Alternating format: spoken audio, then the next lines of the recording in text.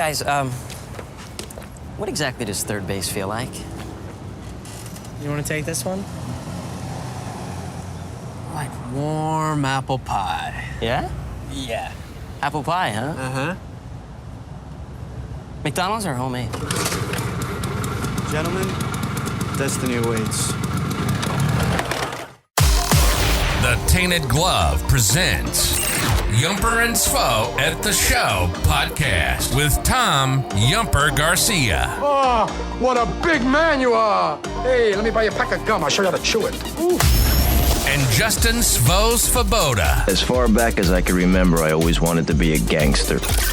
Two guys from Chicago talking movies.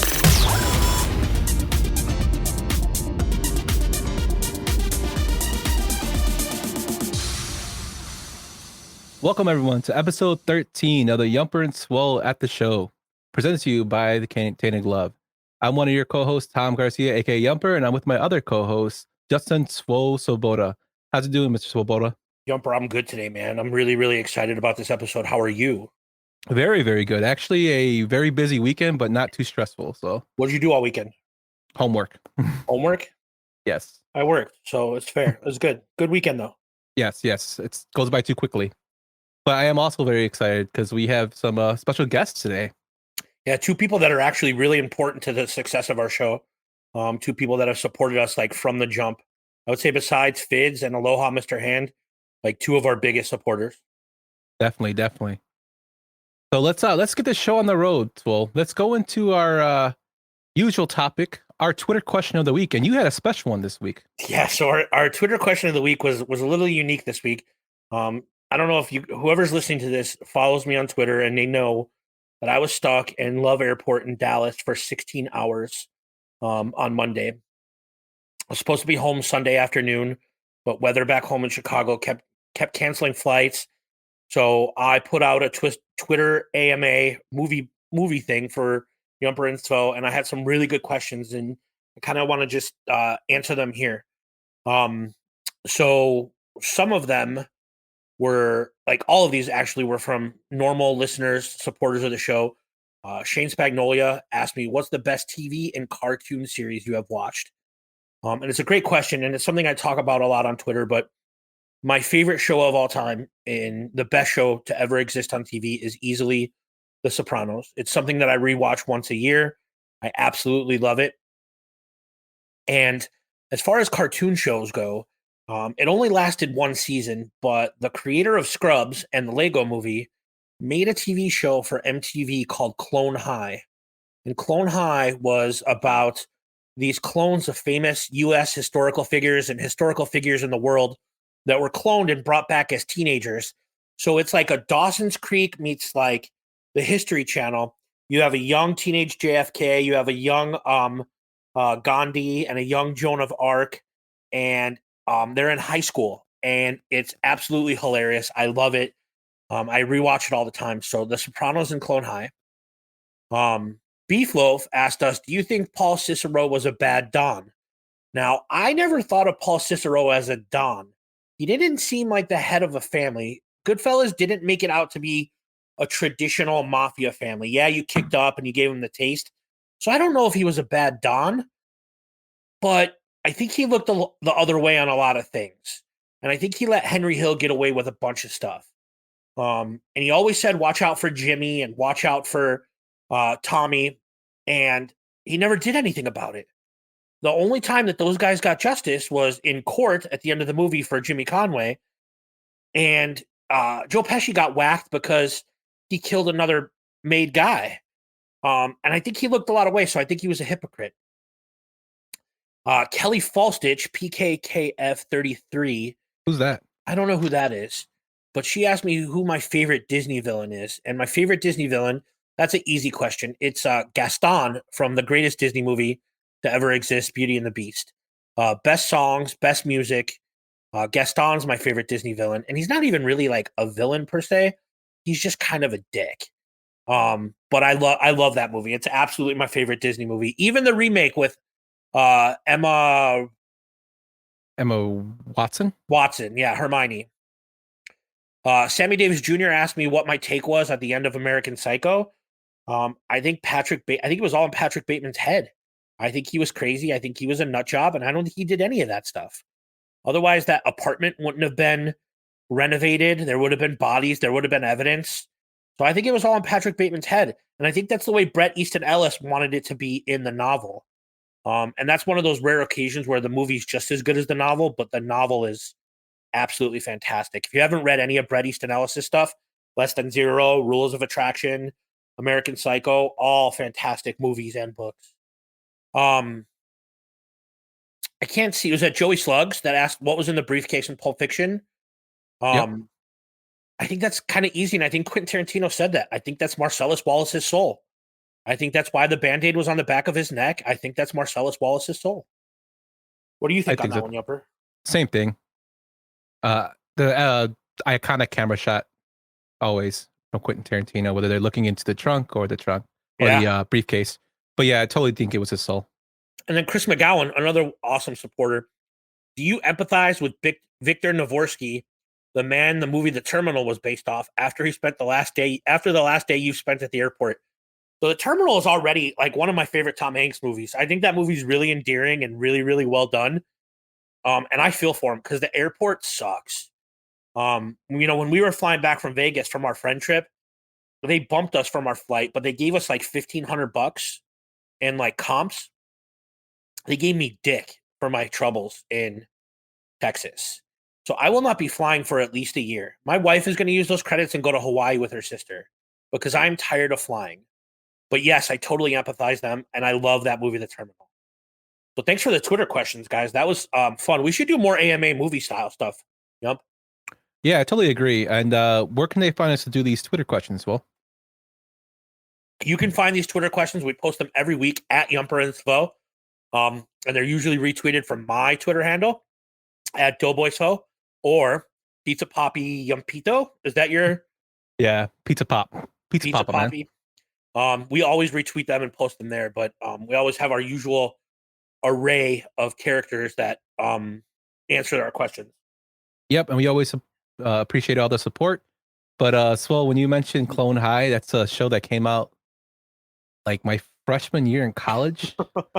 So I remember watching that at MTV, and it was pretty hilarious. And the whole no, it actually came out my senior year in high school. So the Say What?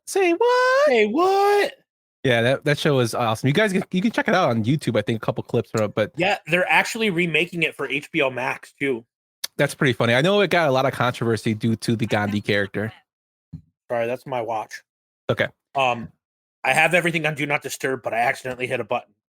But yeah, no, they're remaking Clone High, and I highly recommend it if you haven't seen it. Yeah, check it out. But with that, so we're gonna go to our new segment that we've been trying out, which is we're gonna go to what are we watching first. I didn't look at the slides. My bad. But so what have you been watching this week? So we lost a great one in Olivia Newton-John, and I know there's a Twitter clip floating around there. Everybody's seen it of me singing Summer Lovin' from Grease, shirtless at my desk. I love Grease. So I rewatched Grease with my wife the other night. And then a movie that I saw a preview for when I went to the theater to see Black Phone with one of our guests, Gone in the Night with Winona Ryder.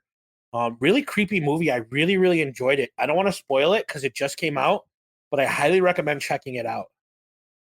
Yeah, and for me, I actually saw two new movies that actually came out this year. The first one I saw actually with my son, who's a huge fan of the Despicable Me series. I actually saw Minions: The Rise of Gru, and it was entertaining. I thought it was hilarious that they had a lot of the '80s action stars come back. You had JCVD as a guy named John Claw, which was pretty funny.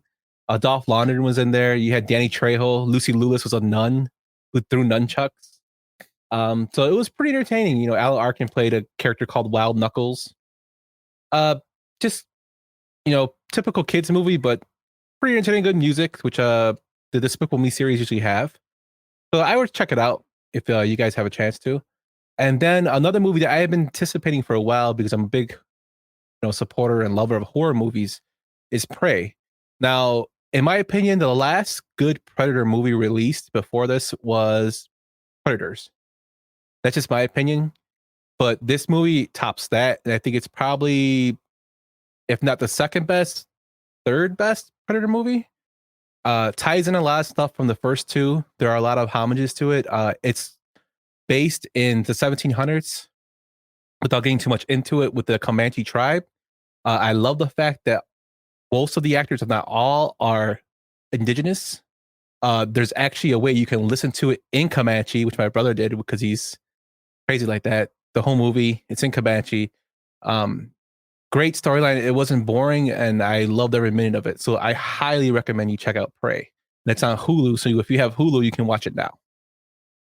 I want to check it out. I just haven't gotten around to it yet, but that might be on my list to watch this week. Yeah, highly recommend checking it out. So I saw two good movies, and the rarity considering I saw Nope last time we had a podcast. I still haven't seen Nope or Thor, Yumper. I know I'm like slipping, but like going to Texas for baseball games and like coming back and going to work, I haven't seen it. I do want to make time to go see E.T. at some point this week in IMAX, so I might be doing that. Yes, E.T. is on IMAX. But with that, so let's get into our new segment we're trying for real this time. It's something we came up with where we have a guest on every week who defend a movie. And that guest this week is Shankster. Shankster, thank you so much for coming on, man. Thank you guys for having me. Shankster, we love you, man. We love the support you give us. We love your interaction with us on our Twitter account. And I know both you and I love the Halloween series. So that's why this was fun. But before we get into the meat and potatoes, if you will, about Halloween Resurrection, there's a couple questions that we ask all our guests, and I wanted to go over them with you. What movie do you put on when you're feeling sad or you're sick or you're under the weather? There's a few different ones. I like. I'm a big '80s guy for that stuff. Growing up on that, Give me Back to the Future is one. One that I probably watched just repeated. The Burbs with Tom Hanks, probably one of my favorites of his. Great movie. Love that movie. One that I think it's underrated that doesn't get talked about. Quick Change with Bill Murray, Gina Davis, and Randy. And Bobcat Goldthwait, right? No, he wasn't in that. No, that's Shakes the Clown. I'm sorry. Yeah, it's Shakes the Clown. I'm sorry. Yeah, same thing. Probably, with Bill Murray's the clown at the beginning. Yeah, but that's like I love the movie. I remember going to see that with my dad. I think we were in St. Louis and just down there, an R-rated movie at that point, probably 11 years old, going to see that with my dad and just loved that movie. So those are a few of the ones, and just like give me any 80s cheesy comedy though. That's fantastic. That's fantastic. Now, Shankster, where did you grow up? Sterling. So Sterling. My summer hometown, so same place. So what was the movie theater that you grew up going to as a kid? We had two. They were both just like they had two theaters in a minute. They was like about a block apart. So it was like just the Sterling Cinemas and then the Sterling Theater. Yeah. That Sterling Theater where you got for Batman had closed for a while once like we got like the 8 theater seat, so yeah, the multiplex. Yeah, so we got the one downtown is like a Bruin View, so that's kind of where my choice is to go is to sure, so we can drink while we're watching the movie and stuff. So that's kind of where we go. But those were the two, and the one closed down. I remember, probably late '80s, early '90s at the most. The other one did. The other one did. Okay. Now, the last question that we have, and we asked this to everybody: what was the movie that you went to go see the first time your parents let you go out with like a group of friends on your own? Oh, let's see. I remember going to see Back to the Future with like after school one day with just another friend. Jesus Christ, how old are you? I'm 44. I'm just messing with you. Yeah, you guys are a little bit younger, but yeah, I was so, and it was, I know that was a summer movie, but it stuck around for so long that like it was after school one day. It was just like, hey, and like just me and my buddy in first, I think had to be first grade, just went and saw that. But as I got older or something, I think probably Rocky, one of the Rocky movies. I know I went and saw with like a group of friends. Yeah, and your parents just dropped you off there. Dropped me off, yep. That's cool. Yumper, do you remember? I asked you this. Do you remember what yours was? My first movie, it would have to be the American Pie movie. Yeah, probably American Pie. If I think of like go back, Mine was the original Scream in like December of '96. I was like a freshman in high school, and my dad was like, "All right, I'm gonna drop you off at the theater. You're good to go." And my buddies and I went to go see it. We tried to go see Fear with Mark Wahlberg, but like kept like the ushers kept like spotting us and kicking us out. So I think we settled on like James and the Giant Peach, like instead of Fear. But we tried. I think well, the first like R-rated movie I think that I remembered. I think that I don't know which one came out. I'm trying to remember the timeline, but either Jason Goes to Hell or Speed. Ooh, were the first like R-rated movies that I went to with friends. We got into it.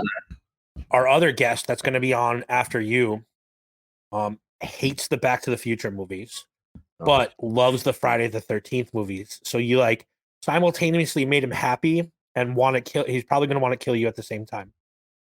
And Jason came out before Speed.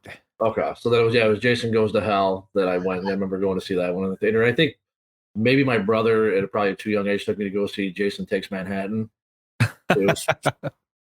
Well, we can talk offline about Jason Takes Manhattan because I have some thoughts. That movie messed with my head for a long time. It did me too. Because like I said, I think I was maybe 10 years old when I saw that. Maybe. Absolutely.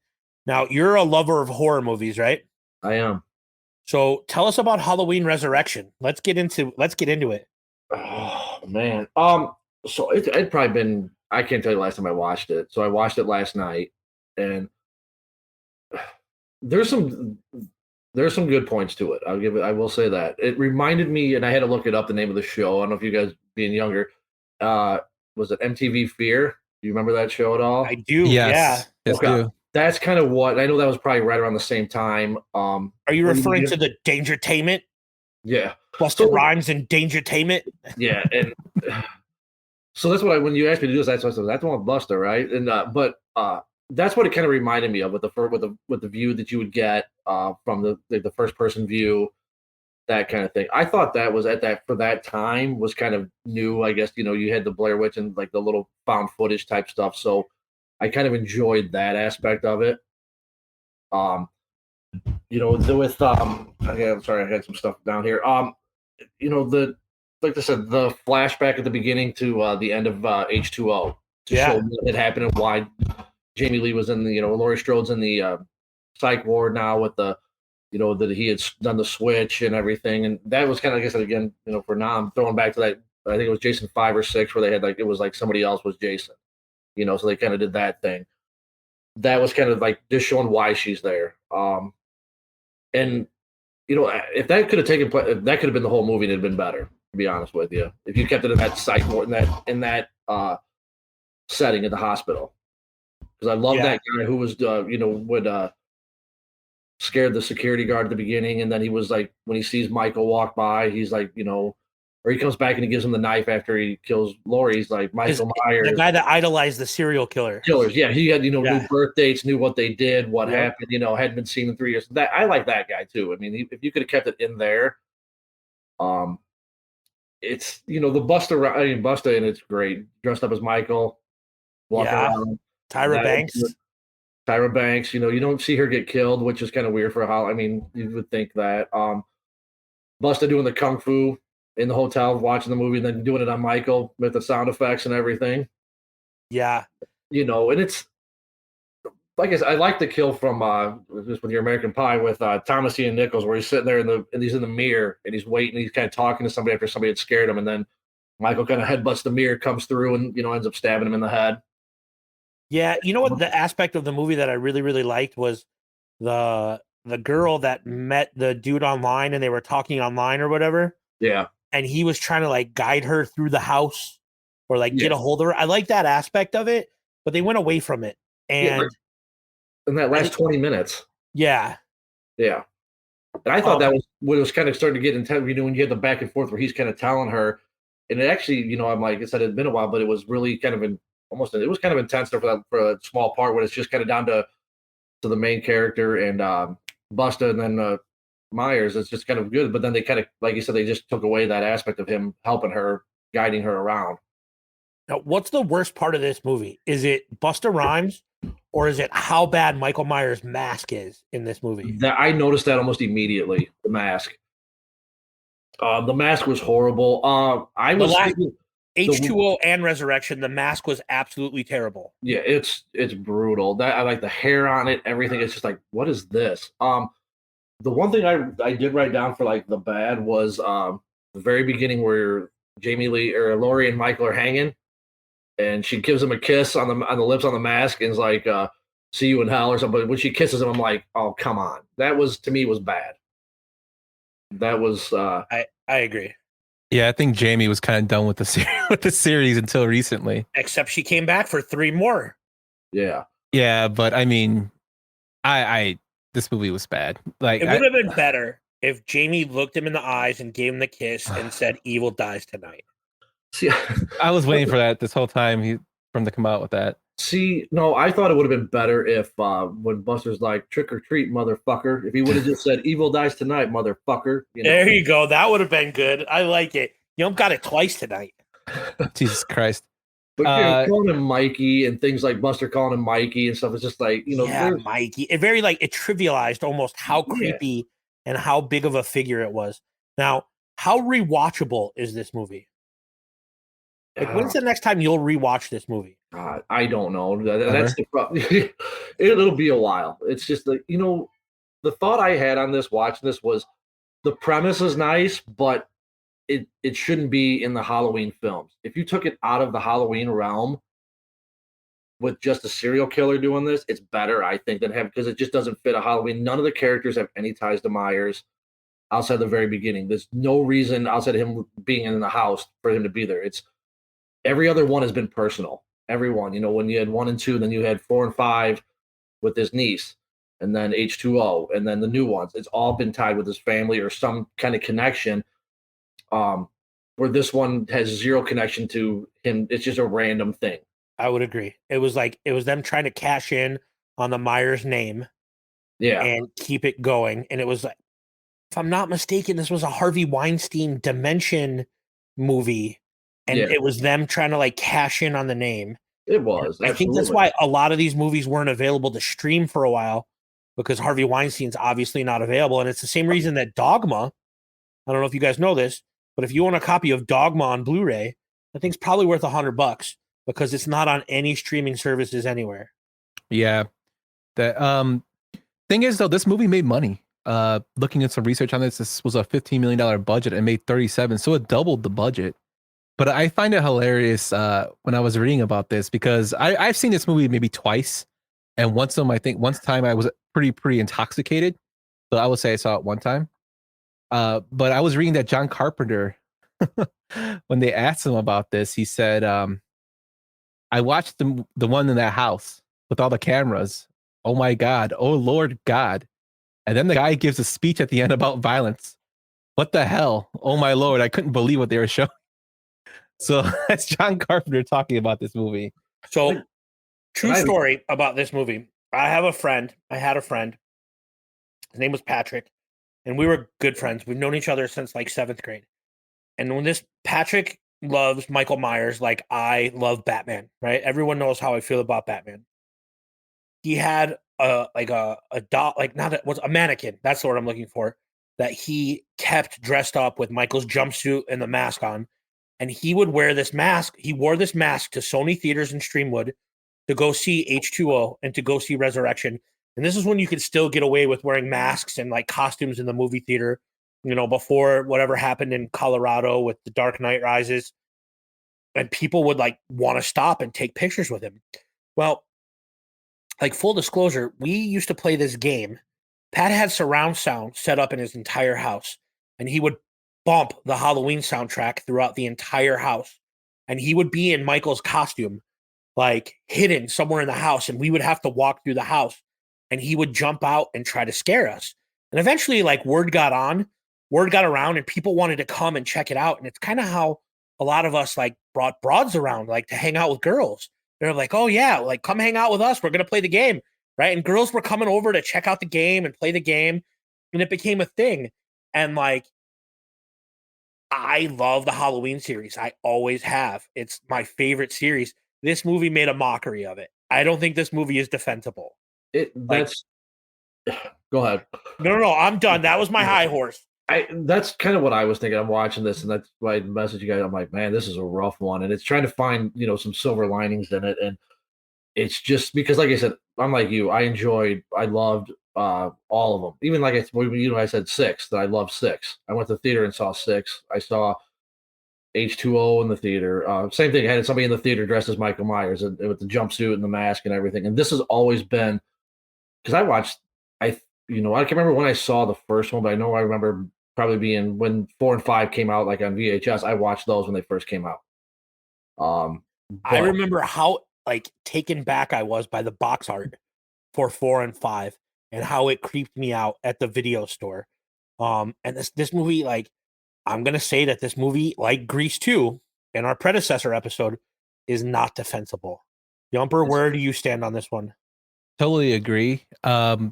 Just two thoughts, like just on Michael Myers and like my experience with the whole Halloween series. It's like it's a classic. It's the movie that made the slasher craze go. He's the boogeyman. Big, but just watching the movies, I can remember my brother were watching them. My mom, like again, favorite thing is Halloween. We watched these. Even the third one I liked. This movie just isn't that great. It's not enjoyable. It does mock, I think, the franchise. It's a total cash grab. And if you ever notice, a lot of movies that have resurrection after that are in the series are pretty shitty. I mean, Alien Resurrection was horrible, in my opinion, but it was way better than this because you could actually sit through it. This one is just really bad, and I like Busta Rhymes, but I think he was horrible in this movie. Laurie Strode was. I mean, yeah. I think she just did it for money and just I thought she was probably thinking this is probably it. But maybe this movie actually fueled her to come back to do the next three that she did because there was unfinished business.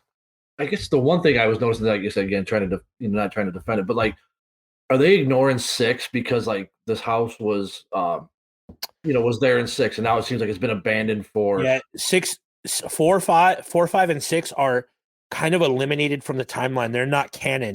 The second one too. It's just the first one. Part 2 is not canon either. After David Gordon Green and Danny McBride rewrote Halloween, Halloween Kills, and Halloween Ends. The only canon movies are Halloween, Halloween Kills, Halloween 2018, Halloween Kills, and Halloween Ends is all that's going to be canon. Yeah, everything else is just made for the sake of it. Yeah, and that's why it's kind of like, and where is this basement in this Myers house? Watching this movie, Resurrections, like that basement is ridiculously big. It's insane. It's goofy. Well, and then the house in Halloween 6 wasn't the same as the house in Halloween Resurrection, but you had Paul Rudd. Yeah, I like Halloween 6 more than I like Halloween Resurrection. Oh, I do too, but just because Donald Plesanc's in there. But the house, the basement is big. 'Cause I think in Halloween 5 with the niece, doesn't one of her her foster parents get killed, and that's because they live in the house. And the basement's really huge. But the house in 4 and 5 are completely different, and you have the thorn and the shape, and it's a whole thing, right? Like it's a whole thing in 4 and 5, and it's like they're good. I like those movies; they're fun. They're not Resurrection for sure. They're awful. Like they're not awful like Resurrection. But it's a whole different house. Yeah, and the Mask and H2O in this one are horrible. Like. Growing up, seeing the Mask, like my uncle who owns a store, he still owns a store on 47th Street, right by 47th and Ashland, called Casey's. If you look in his store window, there's a Michael Myers standing there with the mask because it's a hardware store. It's a Michael Myers standing there, like with like a shovel or to sell his shovels or his when it's wintertime, he'll have him holding a rock salt within his window. This last October was our first Halloween in the house, and I went to Party City and I bought like a 7-foot tall cutout of Michael Myers to decorate for Halloween. Well, one night Kelly went to bed super early, and I brought him upstairs and I put him in the bathroom because I knew she had to wake up early for work. And she woke up and she's like, "Jesus fucking Christ, I hate you." My pastor wife. Like, I can't believe she screamed, and it was the best thing I've ever done. I'm so proud of that moment. And this, like I said, the early one, and what's so, like I said, I don't know if like the guy who directed 2 directed this one, and it's just like, man. But my daughter, my youngest one, is 7 and loves Halloween, just not the movie, but just at the holiday or whatever. The holiday. Yeah, but I had a from like Spirit. I bought one like a sign that said, Happy Haddonfield, Illinois Halloween, and it's the shot of when he's standing in like the street light from the first one across from where Lori's babysitting. It's just this is the shape. And she wanted no part of that. She's like turning it around. She's like, "You need to take it down." And she does not like the music because like I was playing it in the car one day with them, and I think it was the one from Halloween 2018. She's like, "I don't like this." I'm like, "Why?" She goes, "It sounds like somebody is being chased." I'm like, "Oh, you're right." So, but yeah, she's not. But it's just like I said, these early ones, and even nothing will top one. But like I said, 4, 5, 6 at least had some moments, but it's always about him being in the shadows. And this one is just, it didn't work that way. It's just too much in your face. It's like you want that jump scare, and you just didn't get it. They were cheap jump scares. They cashed in. It was still a cash grab, and it worked. It worked. So. It doubled its money. Well, Shankster, I appreciate you coming on. We appreciate you defending this movie or trying to defend this movie. We look forward to having you on again. We wish you could be at the barbecue on Sunday. So do I, but it was a great time, man. But you guys have fun with that. I appreciate you guys having me on. Like I said, I love the show. We got to plan a little bit better for the Halloween event that we're going to do, and we'll get you up here for it. Yes, sir. You have to come up for that. Definitely will, man. Thank you, guys. I appreciate it. Yeah, thank you so much for support, man. All right, man. Have a good one. All right, take it easy, man. Bye. Bye. Man, poor Shankster, man. Yeah, we love Shankster. So, Halloween Resurrection, not defensible. Totally agree, man. He tried. I'll give him that. He tried. He did his best. But I thought it was hilarious that as he was going along, he's like, "Yeah, this movie's not. I can't do it. It's not defendable." So that was a pretty funny part. But thank you, Shankster, again for coming on, and also thank you so much for your support. If you guys don't know, Shankster is like one of our early supporters. Just listening to the pod, interacting with us. So he's one of the first people that usually interacts, tweets out our stuff, and shoots the breeze with us. We talks about movies, and that's why we do this. Talking about movies. So thank you again. Follow our boy at Shankster. Yes, sir. Follow him at Shankster on Twitter, and you'll just join the combo with us. But with that, let's get to our next guest. You want to introduce our next guest, Will? Yeah. So our next guest is someone that I became friends with through White Sox Twitter. We actually have become friends in real life, hang out in real life. All of us went to Vegas together. And besides his awful body odor, is just one of the best people that I've ever met. So let's bring him in. King Nam. The Hotdog King of Chicago. The Hotdog King of Chicago. Let's bring him in. Is he in here? Yeah, he's in here. Go ahead, Nam. I'm here. What's up, there guys? he is. I see him now. I think I smell great, for the record. Nam does smell good. I'm just busting chops. Welcome to the pod. Thanks for having me. No, thanks for coming on. We appreciate you. We brought Nam on specifically to talk about some movies that are very near and dear to my heart, and I know he appreciates them and loves them too. But I want to give him the option to either defend or talk crap about Back to the Future, because I know he has some thoughts on it. All right, so I don't dislike it, but it's just not very good. That's all. Like, I'm not. The only reason I'm a hater is because Amy loves them. So wait. So why don't you like them? What's the issue with them? I mean, they're not very good. They're not entertaining. I don't know. I mean, that's such a loaded statement.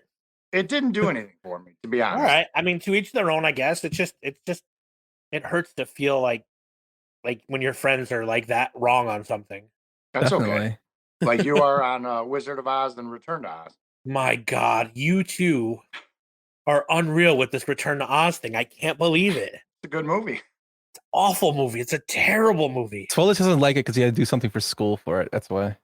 Oh my God. I can't wait for Encanto Resurrection to come out and make you watch it. I ain't gonna watch that shit. Well, Nam, we brought you on because we want to talk about a very specific franchise. And you and I have had, we text all day, every day, and we've talked about these movies tons and tons. The American Pie franchise. Do you remember the first time you saw this movie? Not specifically. It had to have been in the theater, high school, sophomore year, I believe. But yeah, no, it was just a great movie for sure. And it was the time frame that it came out, the age that we were, that probably catapulted it to the top in terms of comedy for us, but Yeah, that's my first memory of it. I think that this movie did a couple things, right? So let's get into it. Yumper, do you got some sound for us? Yes, I do, sir. What's up, dude? You coming to party tonight, Ozzy? You fuckface? Depends if my date wants to stop by. I'm working on something new. I got an idea about something new. How about you guys actually locate your dicks, remove the shrink wrap, and fucking use them? Dude, it's gonna happen. She's a college chick. So this movie came out in 1999. It was directed by Paul Weitz. It starred Jason Biggs, Chris Klein, Thomasine Nichols, Tara Reid, Mina Cervani, Shannon Elizabeth, had Eddie K. Thomas and Eugene Levy with the Stiffmeister, Sean William Scott. This movie had a budget of $11 million and it made a whopping $235 million. But I think my favorite part is this movie actually spawned this clip from another movie. Hey, wait a second. Are you that guy that fucked the pie? You see, man? You see? It's never, hey, you were a loser, weren't you? Or, dude, you rocked in Boys and Girls. No, it always comes back to that fucking pie. Haunted by it. You put your dick in a pie. Enough. Jay and Silent Bob Strike Back. I love that part when they crash through the window and they say James Jason Van Der Beek and Jason Biggs are playing Bluntman and Chronic, and they're talking about fucking a pie. It's just a total like being humble about how horrible the actions he did in the movie. But this is actually one of the first movies I actually saw, R-rated in a theater. I think I was in 8th grade. I went with my best friend at the time, and his 2 older sisters took us to go see this. And it was just wild. So growing up in the 80s, The Breakfast Club, Pretty in Pink, 16 Candles were pretty they were pretty raunchy for the time, right? And then that went away. Like that raunch factor went away, and it wasn't okay to make comedies like that anymore. And then this movie came out and it changed the ball game again forever. Like you could say fuck, you can see titties, you can do all those things in a movie, and this movie made it okay to do that. And I love every single second of this movie. I love the soundtrack to this movie. I think this was when Tara Reid was still an absolute smoke show, like before the cocaine. Like it's just absolute smoke show. I want to know how you guys feel about this movie. Nam, how do you feel about it? I feel pretty similar. In terms of like the raunchiness, I felt like it was good because it covered almost every single aspect of like the different social groups in high school too, especially in the scene with him and Nadia when they were panning by, like everybody that accidentally got sent the link or whatever. I mean, there were jocks, there were nerds, there were adults. Everybody was watching it. I think there was even a cameo by some lesser known band. Excuse me, what band was that? Excuse me? I don't know. I'm not big into music. I just heard that they might have a few songs. So, come on. You can't have me on and expect me not to mess with you. This fucking guy. It was Everyone knows Blink-182. we're talking about the greatest pop punk band to ever live. My favorite band in the entire world, Blink-182, are watching Nadia and Jim like fool around, and Mark Hoppus does the "Go Trig Boy, it's your birthday, go Trig Boy," because they were in the trigonometry class together. Yeah, everyone knows that. I love it. I love that you said that. I love that you busted my balls about that. That's why you're a good friend, Nam. Well, thanks.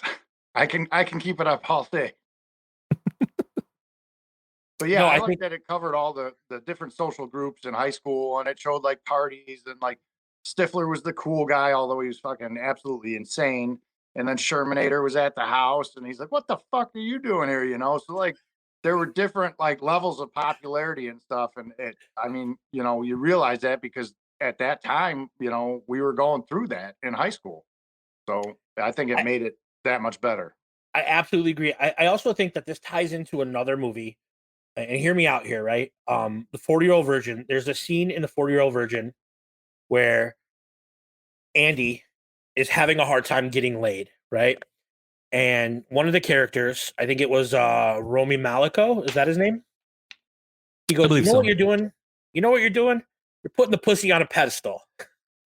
right? It's iconic line in 4-year-old version, but the whole American Pie movie is about, well, it's about a lot of things, but it's about these dudes that are putting the pussy on a pedestal and they're trying to get laid when really it's not that damn important.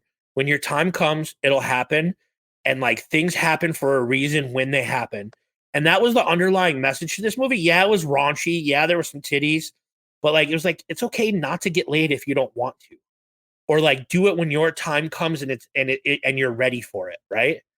So I love the underlying message of that too. I also love that they talk about like making sure that women have a good time while you're fooling around with them. It's not just about the dudes. Like just a great teen movie. The soundtrack is good. The movie poster was fantastic. This movie was a game changer for me. Like I remember like absolutely falling in love with this movie the first time I saw it. Same. I mean, I don't know about falling in love. It's more like I was like, holy shit, I just watched. No, I wanted to see it again immediately after I saw it. But there's just a lot of raunchiness in there, as you guys have already covered. But it's a lot of it was kind of funny because the beginning of the movie actually starts with him watching porn. But the way he's watching porn is actually through the squiggly lines. And I mean, come on, any kid that's grown up in the 90s and 80s knows about that. No one growing up now knows the struggle of watching Fantravision when you were a kid and trying to see porn on your cable channel. So and then there's a line in there that's perfect. It's like, oh, look, I think that's a tit. Right? Like, that part's hilarious. And then Eugene Levy is awesome in the movie. You know, this is a movie that made Jason Biggs big at the time. He started doing other movies after this. Loser came after this, and then he eventually went to go do the other subsequential sequels. But this is William Scott's first movie. Tara Reid again, just like Shannon Elizabeth, and then Henry fucking Rowan Gardner. Yeah, Henry Rowan Gardner, right? Plays Kevin, the cool kid. You got to ruin it by bringing up a Cubs player in a movie. But I mean, what do you also know him from besides American Pie and Henry Rowan Gardner? A Kid in King Arthur's Court. Nobody watched that movie. Yeah, come on. Wow. I'll just be over here sipping my tea. But I mean, it had like such a iconic things. It's the pie scene. Everybody talks about the pie scene. Which is the pale ale. Him drinking the beer with the jizz in it.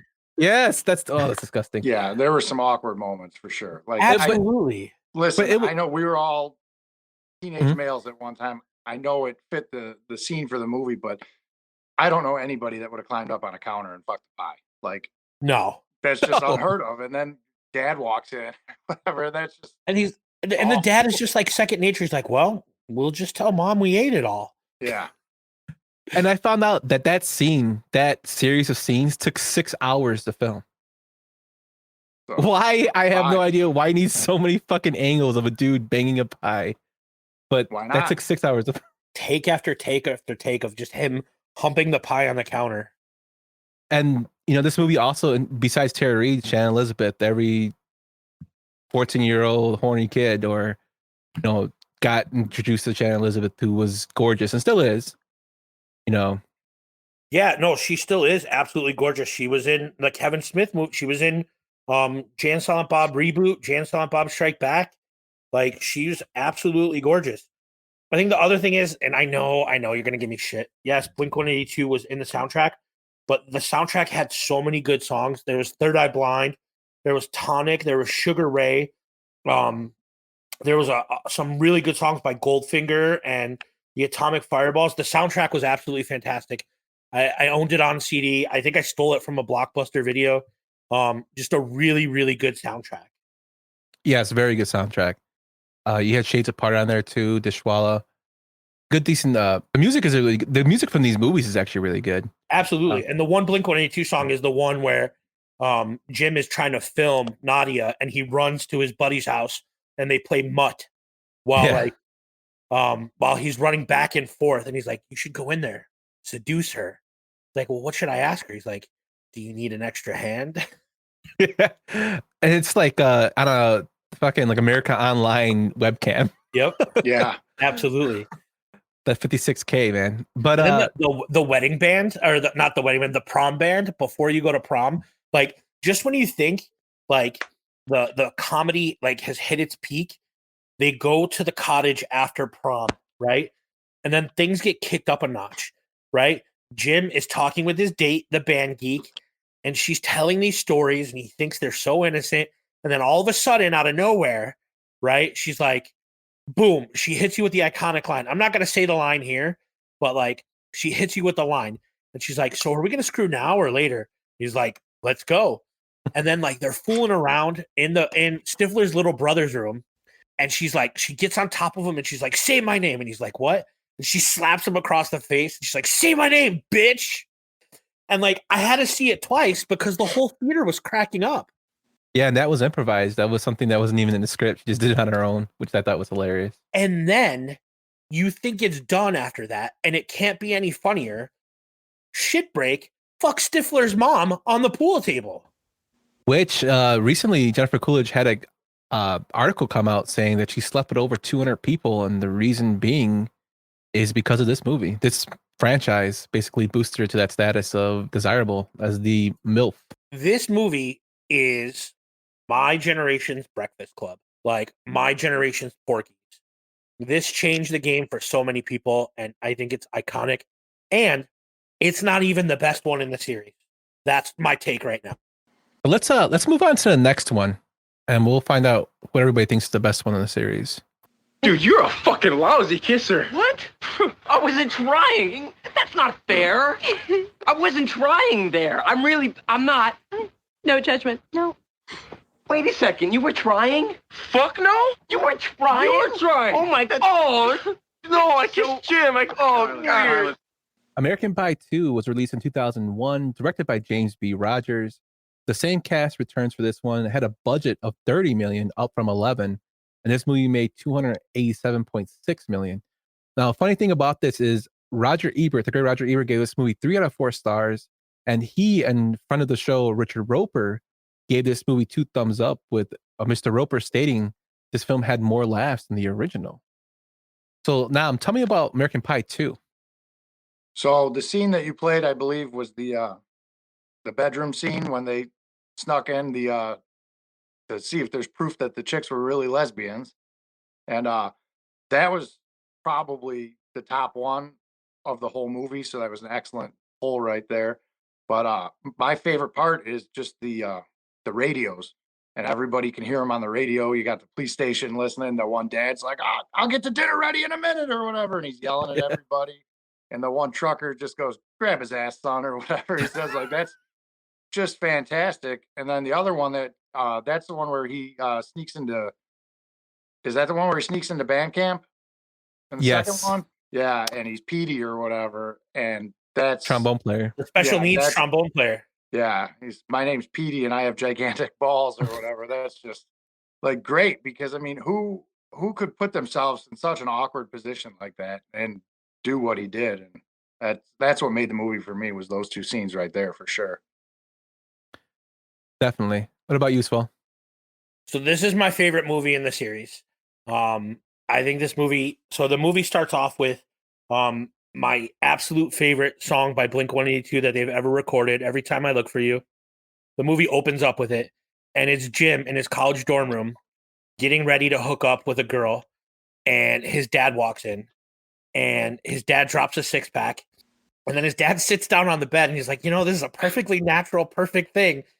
And he's like, Dad, get out. And then all of a sudden, his mom walks in, and his mom's got a full pie, and she drops the pie, and she says, oh my God, they're fucking. And like the movie just starts off with so many laughs. Like I couldn't hear some of the dialogue again in the theater because the whole audience was just cracking up. And there's only 2 times in the theater that I ever remember that feeling where I'm like, I need to see this again because I need to hear the dialogue because people are laughing too much. It's not a bad thing. I'm not complaining. But one of them was American Pie 2. And the other one was the first time I saw The Hangover in the theater. People were just dying of laughter. I think the lesbian scene that Nam just described was absolutely perfect. I think Jim super gluing his hand to his dick, using super glue instead of lube, and the movie or the song "Smooth Criminal" by Alien Ant Farm, the cover of Michael Jackson's "Smooth Criminal" playing, and then he's got to like escape, and he tries to jump off the roof onto the truck, and the cops come up, and he puts his hands up. and one stuck to a videotape and one stuck to his dick, and his pants just fall down. And then the one-liners, he's like, Jim, Stifler goes, Jim, you're the only one I know whose dick needs an instruction manual. I just think like the movie's so quotable. The soundtrack's absolutely fantastic. You have Green Day, you have Sum 41, you have Blink 182, you have Newfound Glory. Like it's just a pop punk kid's wet dream. And I love the soundtrack. This is my favorite movie in the franchise. How much do you love the soundtrack? I absolutely love the fucking soundtrack, you dick. No, I really enjoyed this one. And it was a very good follow up. Usually the sequels, you have such big expectations going in, and they kind of they'll be okay. They're not as great as the original. I think this one is on par, if not better. I actually really like this one. I do find it hilarious though that as the movies progress, Chris Owen, who plays Shermanator, actually like his role. I remember him when he was in Angus as the nerdy friend. Yeah. And then he was in Can't Hardly Wait as the guy that stole everything. His title in Can't Hardly Wait was just kleptomaniac. Yeah. And now he's a Shermanator and he hooks up with Nadia, which I think was hilarious at the end of the movie. Again, Eugene Levy and she's so infatuated with Shermanator at the end of the movie. He's like the movie, yeah. And then she's like pulling him upstairs and she's like, fuck me, geek. Or nerd or something like that. Yeah. It's a nice follow up. There's not really too many complaints in this movie. I thought it was hilarious, and the gags they pulled, absolutely, the story actually was very good too. How you progressed, they went from them in high school, now it's actually them in college. And I think that's the cool part too. Like it's like those relationships that I had in high school were now relationships where my buddies went away to college and they came back, and you still want to be friends, but people grow up and people change and they have different priorities. And that's what this was. And I really enjoyed it, man. It is not just a dick and fart joke movie. Yes, those are all in there. And yes, they're hilarious. But like, it really is just about growing up with your buddies and going on and doing different things. My friends now are not the same friends that I had in high school. Some of them still are, but they've all evolved. Yep. But with that, let's go into the next one. He's a guy like you and my team. Are you talking about our team or an actual team? What the hell is our team? Hi, where's the girl? What the fuck are we talking about? You need to take another look around. Fabulous! Hey, honey. Oh my God. What the fuck is going on? American Wedding, released in 2003, directed by Jesse Dillon. The original cast returns except some key people. Mina Savari's not there. Chris Klein isn't in there. Tara Reid, Shannon Elizabeth. But you have January Jones as Candace Alyssa's sister. This movie had a budget of $55 million and made $232 million at the box office. So Swole, tell me about American Wedding. So yeah, we're missing some key characters in here. Chris Klein is not in here. He's off doing his thing. And they announced that, or they addressed that a little bit in the fourth movie in the installment. It's a good movie. I enjoy this movie. It's not as good as the other two. But once again, it's like friendships are changing.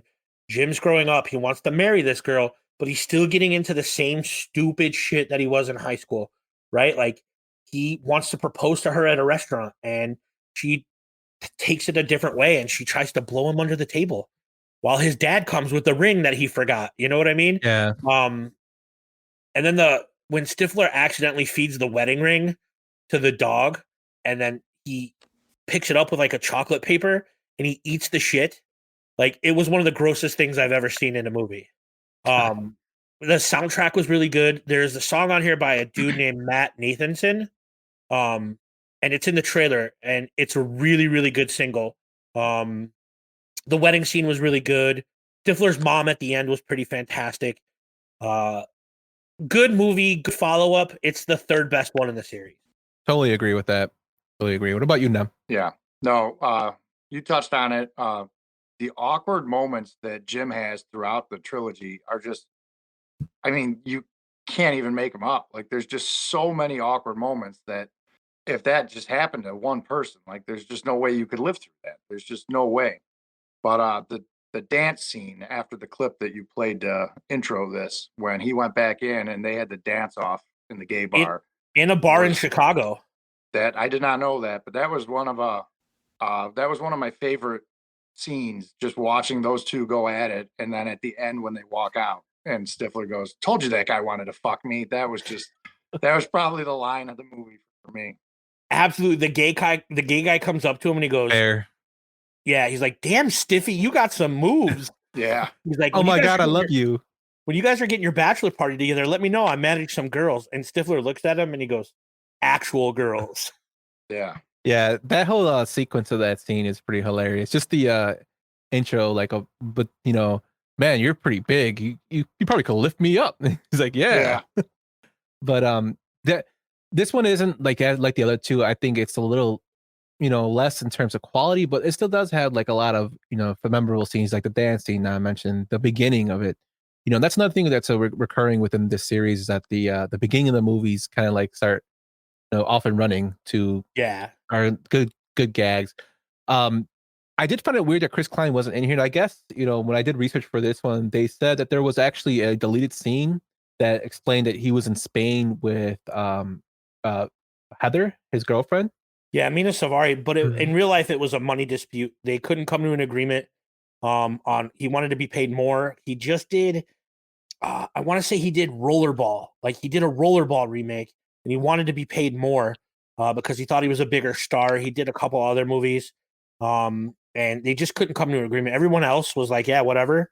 But I think that the two main characters in this movie there's three that are like really like make these movies run. One is Stifler, who in this movie, I feel like he was a little much. Like he was way more extra in this movie than he was in the other two. And Jim's dad. I think Jim's dad is the unsung hero of these whole franchise. Absolutely. Totally. And I think like this movie kind of like, as you touched on with Stifler, is kind of like Stifler kind of coming into his own. Like they give it a little more back. Like the first movie, they show that the only reason they were friends with Stifler was to get to the party at the end of their high school graduation. The second one, they invite him because of his hookups with everything. And then this one, like, he didn't want him in his wedding party at all. No, and he kind of knew how to dance. Yeah, and he proves himself, with the flowers, with getting the wedding dress. He shows that he actually does care about them in some ways. That's kind of like a complete ass. Yeah, so it's kind of like a development of the Stifler character, and we'll get to like that more in the next one.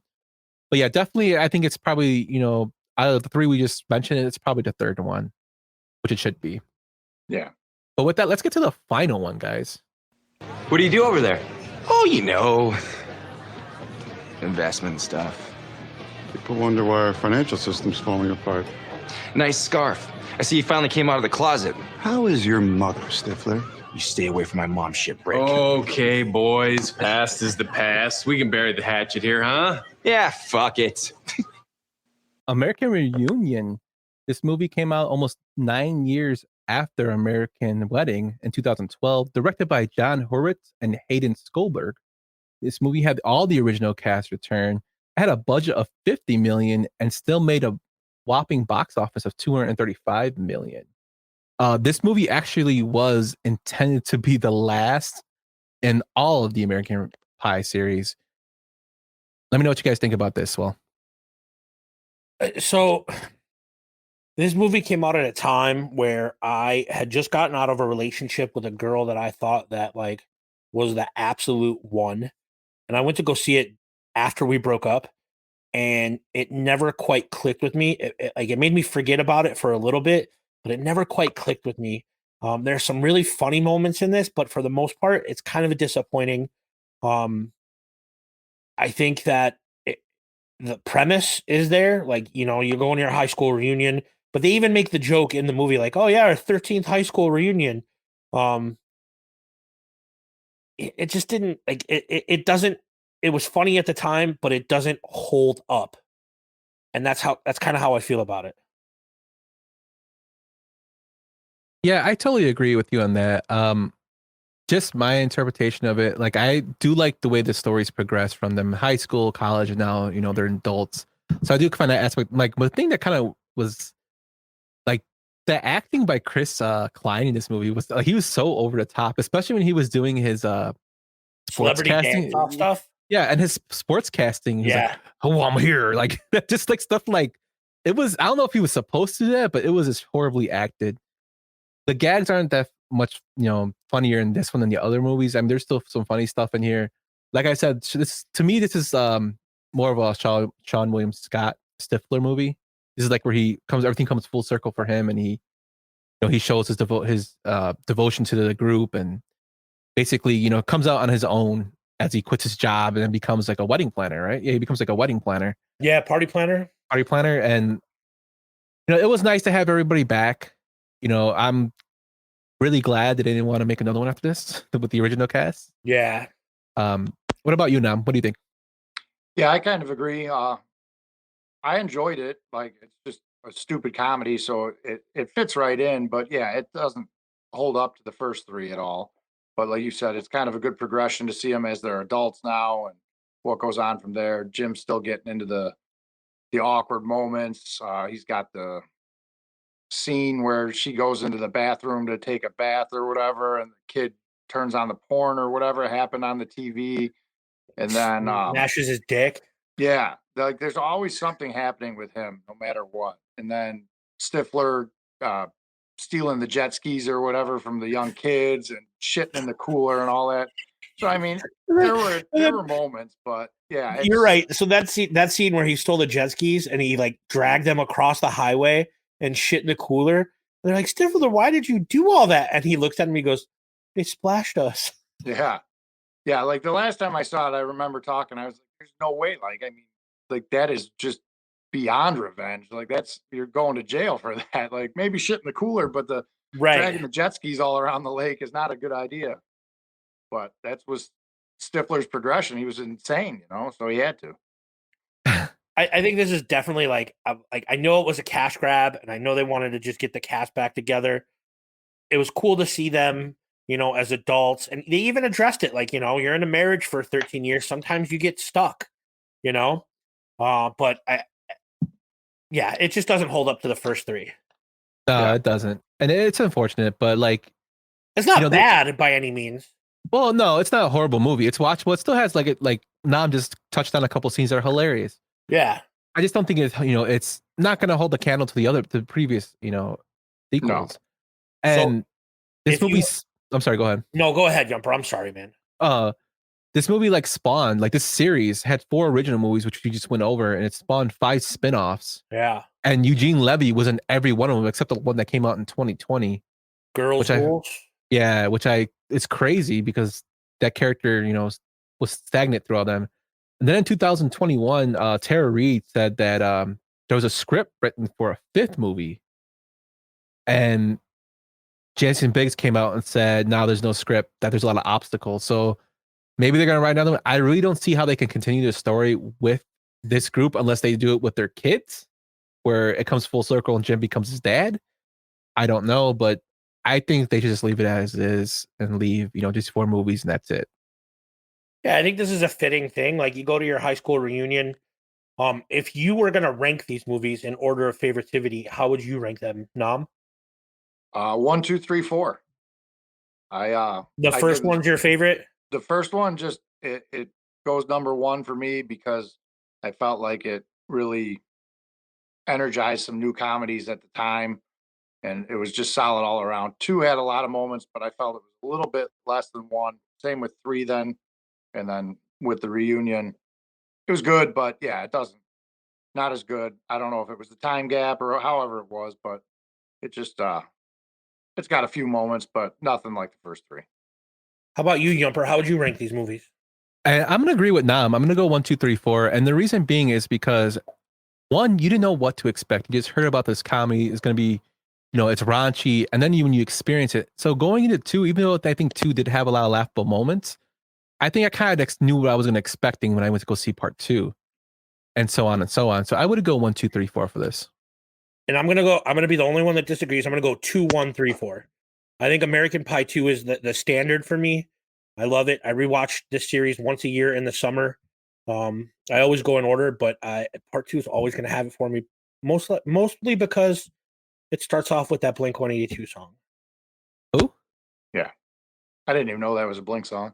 But Dom, thank you so much for taking time out of your day and coming on and talking and shooting the shit about American Pie. We really appreciate you. Nam, you don't get enough credit for the support you give us, man. We really do appreciate everything you do.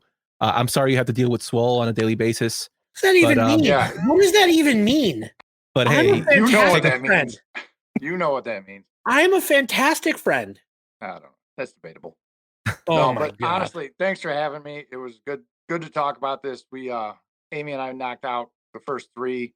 2.5. I fell asleep for a wedding, and we did a rewatch to kind of prepare for this one. So we enjoyed watching them all again because it's been a while, and a lot of good moments in these movies. So I Your enjoyed wife's coming a and talking trooper. about it. We love her too. yes, we She's do. all right. She's listening right now. We love her too. No, but thanks for coming on. We love like the support. You always answer our questions and talk about us. I'm not going to get into specifics, but you also have been a big supporter of our barbecue, and that's this upcoming week. We appreciate all the support on the barbecue and stuff like that. Yeah, no problem. We're looking forward to it. Should We're be a very, good very night. excited. I know you got to get up with for work in the morning, so we're going to let you go and enjoy the rest of your Sunday night. We appreciate you. Yeah, thanks again, I'm Nam. gonna go watch a Kid in King Arthur's Court now. Fantastic movie. Yeah, sure. I'll take your word for it. Oh yeah, go watch Return to Oz. Clown All right. shoot. Maybe I will. That's a good movie. See you, buddy. All right, See you later guys, now. take it easy. Thanks for having me. Man, the great King Nam. Awesome guy. Absolutely unreal human being. We love him. Definitely. But Swole, you already touched on it. Why don't you tell everybody about the event we have coming up on August 20th? It's in single digits now, man. It's in single digits. Today's what, the 14th? We got 6 days till our charity barbecue. We have raised over $1,000 to go and be donated to Planned Parenthood. And that's because of like our supporters and listeners buying tickets to this thing. Every single dollar that you've invested or you've purchased is going to Planned Parenthood. All the food and drink are being donated by myself, Yumper, and a mystery partner. So everything that you've donated is going to Planned Parenthood. We're very excited to have you out. We still have some tickets left if you want to come through. The link is on our Twitter bio at Yumper and Svo, or on our Twitter handle. You can find it on our page. We have some tickets left. We're going to have food. We're going to have drink. We're going to have games. We're going to have a movie. We're going to have a fire pit. So it's going to be a good time. I'm very, very much looking forward to Sunday. Yes, so am I. I already got text today from certain people that are already going. They're very excited for the event. I always like hanging out with you, Swole. I always like hanging out with our group of friends and everybody from Twitter that we meet, and BS with through Twitter. It's nice to see them come together for a good cause. Food's going to be excellent. We're going to have your normal burgers and hot dogs, but I'm also going to be bringing arancetta and have guacamole on the side too. So you have some Mexican food and taquitos there. We'll have beer, games, some door prizes when you guys come. It's going to be a big event for us. And, it's something, a cause that we believe in, and we really appreciate your guys' support. So if you still want to come, check us out at Yumper and Svo on Twitter. Our link's there for the event. You can buy tickets all the way up to the event start time at 4:00. Or if you can't make it and you just want to make a donation to Planned Parenthood, you can do it there as well. All proceeds, like Swole said, will go to Planned Parenthood. Everything that we are donating is, we don't get any profit from this. Everything is donated, and all the profits will go to Planned Parenthood. But thanks, guys, for all that. And before we get to Swole's, final word, again, thank you so much for listening. Thank you to Nam and Shankster. You guys are big supporters of ours. I kept saying that throughout the episode, but it really means a lot to us. I love bullshitting with you guys. Love talking movies with you guys. And thank you for everybody for listening. And with that, I turn it over to Mr. Swoboda. Hey, Yumper, look at that picture. That picture was taken in the summer of '99. We were on our way to Minneapolis for the worst NBA draft in NBA history. And I think the week before, we saw American Pie at the Marcus Addison Theater on Lake Street. So kind of fitting that I used that picture for this one today. If you're watching on our YouTube channel, you can see that picture. My final thought is, once again, meet your Twitter friends. If you have nothing nice to say, don't say anything. Live by that golden rule.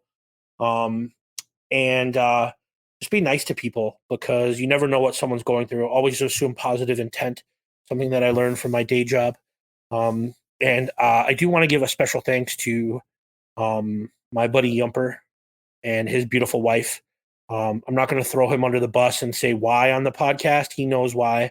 but he took care of me and he did something that was very, very meaningful to me and my nephew. I got to deliver that news to my nephew tonight while we were at dinner eating white people tacos. It was white people taco night in the Svoboda household, and my nephews were here for it. So Yumper, I love you. You are one of my best friends, and I'm very, very excited to have this barbecue with you on Sunday. That being said, enjoy your Sunday night. Go spend it with someone you love. And until we see you again in 2 weeks, deuces. Bye, guys.